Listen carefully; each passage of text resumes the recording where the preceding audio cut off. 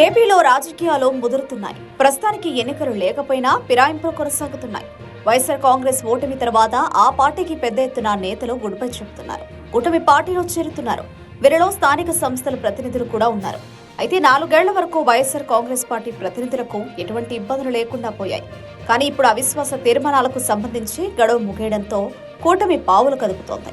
స్థానిక సంస్థలపై వైఎస్ఆర్ కాంగ్రెస్ పట్టు పోగొట్టేందుకు పెద్ద ఎత్తున అవిశ్వాస తీర్మానాలు పెట్టాలని భావిస్తోంది. ముందుగా రాష్ట్రంలోని అతిపెద్దదైన గ్రేటర్ విశాఖ మున్సిపల్ కార్పొరేషన్ ను కైవసం చేసుకునే దిశగా పావులు కదుపుతోంది. అయితే వైఎస్ఆర్ కాంగ్రెస్ పార్టీ దానికి ధీటుగా సమాధానం చెబుతోంది. ఎట్టి పరిస్థితుల్లో జీవీఎంసీపై పట్టు పోగొట్టుకోకూడదని భావిస్తోంది. ఇప్పటికే కడపలో జాగ్రత్త పడింది వైఎస్ఆర్ కాంగ్రెస్ పార్టీ. ఈ నెల 27న అక్కడ జిల్లా పరిషత్ చైర్మన్ ఎన్నిక జరగనుంది. అక్కడ వైఎస్ఆర్ కాంగ్రెస్ పార్టీకి స్పష్టమైన బలం ఉంది. కానీ కూటమిపై అనుమానంతో వైఎస్ఆర్ కాంగ్రెస్ పార్టీ ముందు జాగ్రత్తలు తీసుకుంటోంది. ఇప్పటికే తమ పార్టీకి చెందిన జెడ్పీటీసీలను బెంగళూరు తరలించింది. ఈ నెల 27న నేరుగా కడప జిల్లా పరిషత్ సమావేశ మందిరానికి వచ్చేలా ఏర్పాట్లు చేస్తోంది. అప్పటి వరకు తమ పార్టీ జెడ్పీటీసీలు ప్రలోభాలకు లొంగకుండా గట్టిగానే చర్యలు చేపట్టింది వైఎస్ఆర్ కాంగ్రెస్ పార్టీ. ఇప్పుడు విశాఖలో అవిశ్వాస తీర్మానానికి కూటమి నేతలు కలెక్టర్కు వినతి పత్రం అందించిన నేపథ్యంలో కడప ఫార్ములాను అనుసరిస్తోంది వైఎస్ఆర్ కాంగ్రెస్ పార్టీ. 2021 మున్సిపల్ ఎన్నికల్లో విశాఖలో ఘన విజయం సొంతం చేసుకుంది వైఎస్ఆర్ కాంగ్రెస్ పార్టీ. మొత్తం 98 డివిజన్లకు గాను 58 చోట్ల వైఎస్ఆర్ కాంగ్రెస్ పార్టీ విజయం సాధించింది. గొలగాని వెంకట హరికుమారి మేయర్గా ఎన్నికయ్యారు.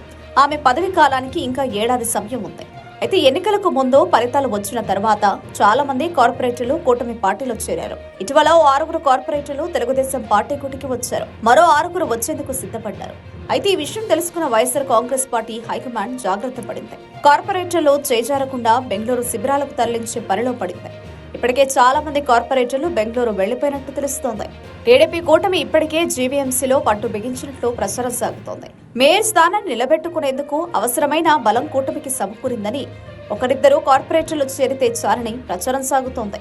అప్పటి వరకు అవిశ్వాస తీర్మానం ప్రవేశపెట్టారని, వైఎస్ఆర్ కాంగ్రెస్ పార్టీ కార్పొరేటర్లు కూటమి గూటికి చేరిన తర్వాత తమకు తగినంత బలం ఉందని భావించిన తర్వాత అవిశ్వాస తీర్మానం పెట్టే అవకాశం ఉంది. అంతవరకు వైఎస్ఆర్ కాంగ్రెస్ పార్టీ సైతం శిబిరాలను కొనసాగించే అవకాశం లేదు. మొత్తానికైతే గట్టి షాక్ ఇచ్చేందుకు కూటమి ప్రయత్నాలు ఉండగా వైఎస్ఆర్ కాంగ్రెస్ విరుగుడు చర్యలు చేపట్టింది. మరి అవి ఎంతవరకు వర్కౌట్ అవుతాయో చూడాలి.